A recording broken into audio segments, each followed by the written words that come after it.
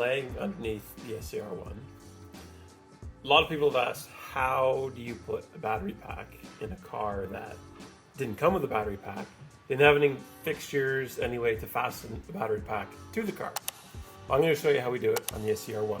I'm currently drilling the holes through the skid plate to mount it to the frame rails, and here's how I've done it. What we're taking is these bars. We have weld nuts that go on the bars. These bars then slide into the frame rails at the end, slide down, and you can see the holes that I've marked that are going to be referenced for this plate to sit above here. So as you can see on this side, I've made my marks, drilled the holes, tapered bolts, so that way we continue to have a flat bottom car. We're going to have this one sit here on the inner frame rail. Then we have this one that sits here on the outer frame rail.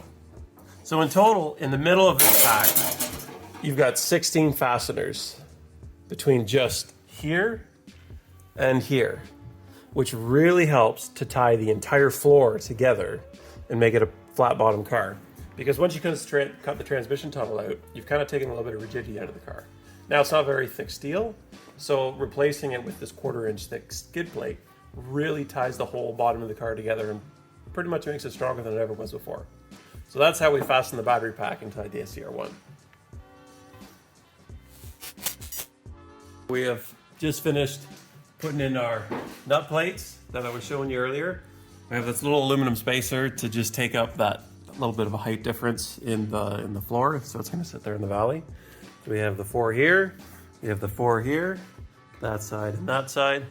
So you can see that in there. But the nuts all line up with the holes. Everything will clamp down to the factory frame rails. All the holes are nice countersunk bolts, so it'll be perfectly flat bottom.